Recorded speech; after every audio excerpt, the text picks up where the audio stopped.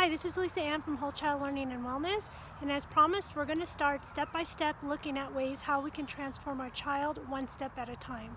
So in today's video, we're going to go back to one of the most basic elements that our body needs, and that's water. Water is necessary to nourish every single cell in our body, but not all water is the same. So first of all, let's just get out of the way. How much water does a person need? So what you do is you take their weight in pounds, you divide it by 2, and that's how many ounces a day a person needs to drink water. Water is, we have anywhere from distilled water to spring water to filtered water. So it's kind of hard to know sometimes what water to use. We don't want to use distilled water. So distilled water is all the minerals have been removed from it. It has a special process that it goes through. So it's considered, they call it like a dead water. Spring water and filtered water are the best sources of water. If you have a reverse osmosis system, the problem with that system is that it does remove all the minerals, and then some systems might remove replace 1 or 2 of them back. It depends on the system. So if you have a reverse osmosis system, see which minerals are put back. But what you're going to have to do is be very diligent about replenishing your water with minerals. So just put a pinch, even if you're using filtered or spring water, you should enhance your water with a pinch of like Himalayan salt or sea salt, really good Celtic sea salt that's pure as pure can be, so it doesn't have any contaminants, and just add that to your water, and you can't really taste it. And you also will probably want to add, this is from BioPure, but this is an electrolyte, so some kind of electrolytes into your water as well. So we want trace minerals and electrolytes are more of the larger minerals, such as magnesium and potassium, because we need our bodies, everything happens between the cells with sodium, potassium, calcium, magnesium, and then the trace minerals are very important as well, so adding a pinch of the salt. So be very cognizant of what kind of water that you have. Another issue with water is the fact that our water is, especially if we drink our tap water, is very contaminated. And every city has a different makeup of their water. So what you want to do is look online, search, there's databases that will tell you in your city, especially you want to find out if there's fluoride, because you don't want to be drinking your water if there's fluoride. And if you have a filter, you want to make sure your filter can remove the special contaminants that are unique to your water.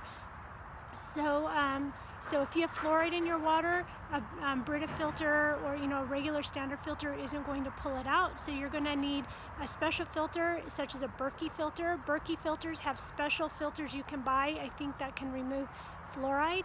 There's some parts of the country or in other countries that have even other very rare chemicals that if you do your homework, you can find very specialized filters that can filter out the specific chemicals for your area. One of the other things, if you are buying bottled water, now it's kind of funny because bottled water comes in plastic, so we do really want to be careful about the plastic, because when the plastic is heated, it leaches the chemicals. So that's why I do not buy bottled water unless I really have to. The best source of bottled water is the Fiji water, because it has a high level silica. So it might sound like it's something that you don't want in your water, but actually silica helps bind to aluminum and does help chelate and extract some of your minerals. So having a high silica water is desirable by many people. So water is very important. For example, if your child or you are experiencing constipation, you definitely need to have more water.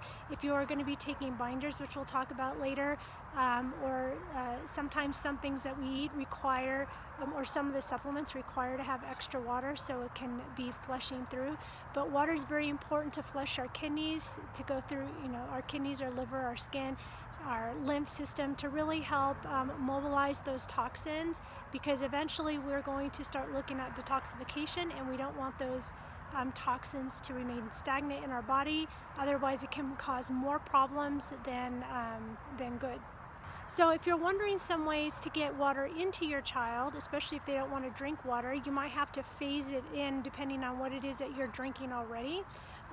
But you might have to start, maybe you can't go cold turkey, but little by little, as you increase the water, they're going to start creating the natural thirst for water if they're not used to drinking water right now. One good way to get water in is through soups. Okay, so by instead of having, let's say, a casserole, if you have something similar through soups. So soups have a higher intake of water. Certain teas, some teas might not be as desirable depending on the effect that it has, but you can increase water through your drink, your beverages, and your soups. But ideally, we want our children to be used to just drinking straight water. Now, the one thing is you can't be deceived, because the waters that you buy in the store, if it says vitamin water, you have to really learn to look at the labels, because most of them have artificial sweeteners that you do not want to have. You don't want to have things like aspartame or any of those artificial sweeteners. If it has xylitol, xylitol is an okay sweetener. Stevia is a good sweetener. So you have to do your homework, and when you look at the sweeteners, you have to know if it's a good sweetener or a not so good sweetener. In order for our children to like water, you might want to do something like infusing fruit in water, like squeezing a lemon, squeezing the juice of a fruit, or smashing it or blending it and just adding a little bit of fruit, or things like mint or other herbs, even rosemary. Rosemary is very good for your cell wall, so adding some rosemary. I just put some not in this water, but I oftentimes will put a little bit of rosemary and then just sip it, and it actually tastes quite good. So you can flavor your own water. You don't have to buy flavored water. The one thing that you don't want to be drinking, you don't want your children to be drinking juice, especially it has a lot of sugar. When we make our smoothies, we have a lot of vegetables, so we'll add some orange juice in it, but in general, they don't drink straight juice. When my kids were little, we used to drink grape juice, because we heard grapes were good, but it has so much sugar, so you don't want to be drinking juice. You don't want to be drinking Gatorade or soda or anything like that. So you want water to become the main staple, and we've always had a rule. Actually, I grew up as a child with the rule because we were poor, not because we were healthy, but whenever we went out to eat, we never ordered a drink. We always ordered water. And usually, most places, you can put lemon in your water and it still tastes good.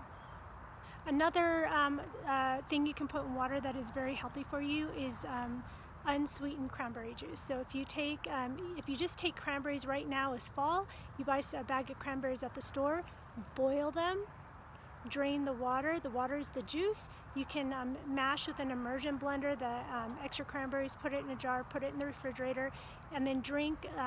You can just put a little bit, or I drink that juice straight. If I buy unsweetened cranberry juice from the health food store, then you need to dilute it, because it is very tart.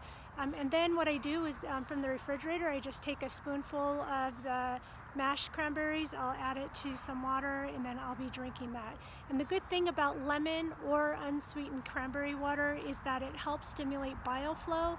Bile is from your gallbladder, and what it does is the bile will go into your intestines, and it will trap the toxins and help to eliminate your toxins. So it's very critical that we have good bile flow. And one last thing, I pretty much alluded to it, but it's really important. Try to drink your water in glass or in stainless steel, or in your glasses, but not in plastic, especially if you have a hot beverage.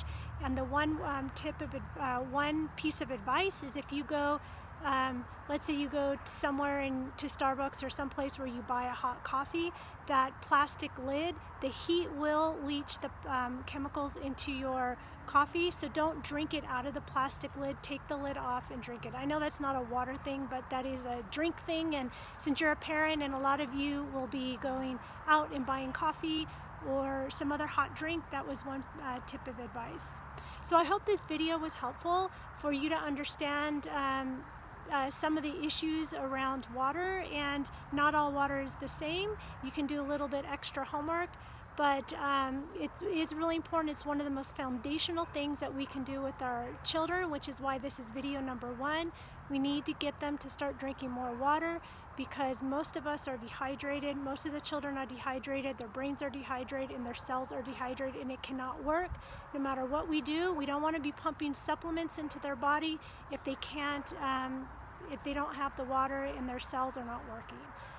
So I'm excited to see you in the next video of one more tip of what we can do to help transform our child one step at a time. Thank you.